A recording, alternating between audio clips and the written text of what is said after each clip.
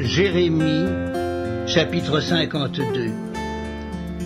Sédécias avait 21 ans lorsqu'il devint roi et il régna 11 ans à Jérusalem.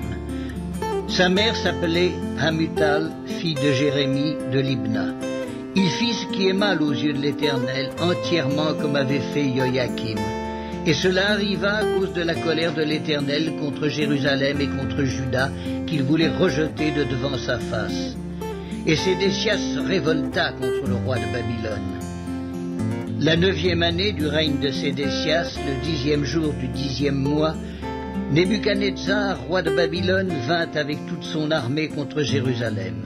Ils campèrent devant elle et élevèrent des retranchements tout autour. La ville fut assiégée jusqu'à la 11e année du roi Sédécias. Le 9e jour du 4e mois, la famine était forte dans la ville et il n'y avait pas de pain pour le peuple du pays.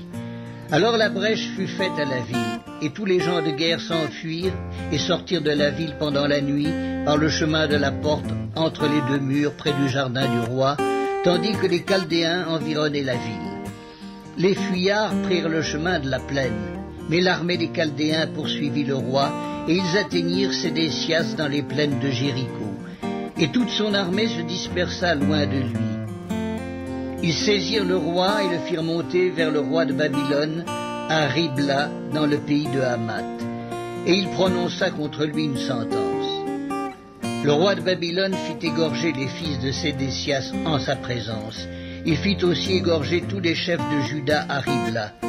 Puis il fit crever les yeux à Sédécias et le fit lier avec des chaînes d'airain. Le roi de Babylone l'emmena à Babylone, et il le tint en prison jusqu'au jour de sa mort. Le 10e jour du 5e mois, c'était la 19e année du règne de Nebuchadnezzar, roi de Babylone, Nebuzaradan, chef des gardes au service du roi de Babylone, vint à Jérusalem. Il brûla la maison de l'Éternel, la maison du roi et toutes les maisons de Jérusalem. Il livra au feu toutes les maisons de quelque importance. Toute l'armée des Chaldéens qui était avec le chef des gardes démolit toutes les murailles formant l'enceinte de Jérusalem.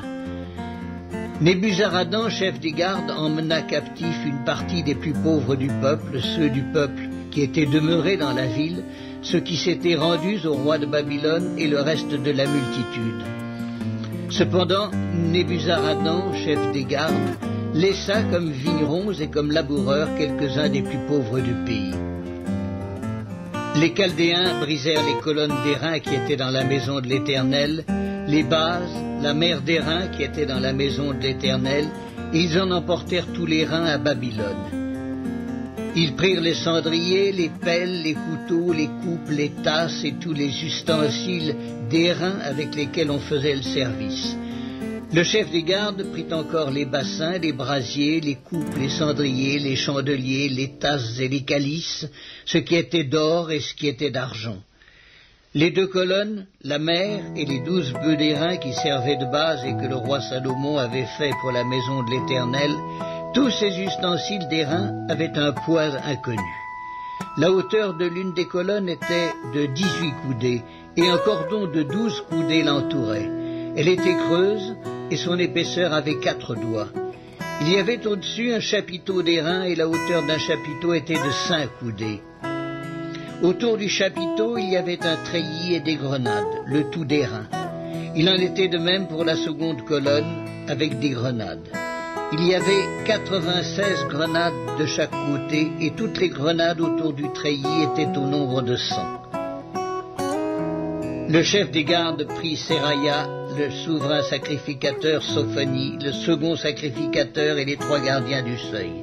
Et dans la ville, il prit un eunuque qui avait sous son commandement les gens de guerre, 7 hommes qui faisaient partie des conseillers du roi et qui furent trouvés dans la ville, le secrétaire du chef de l'armée qui était chargé d'enrôler le peuple du pays, et 60 hommes du peuple du pays qui se trouvèrent dans la ville.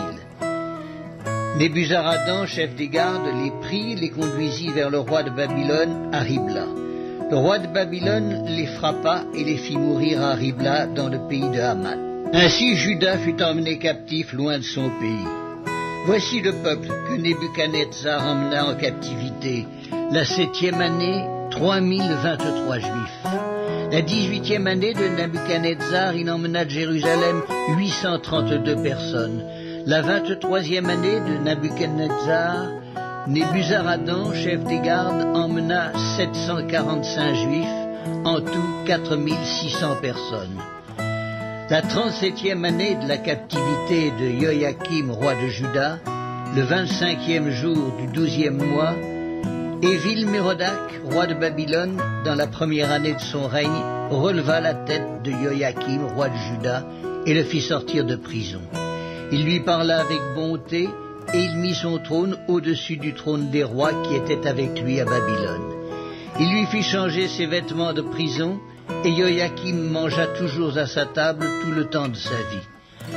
Le roi de Babylone pourvut constamment à son entretien journalier jusqu'au jour de sa mort, tout le temps de sa vie.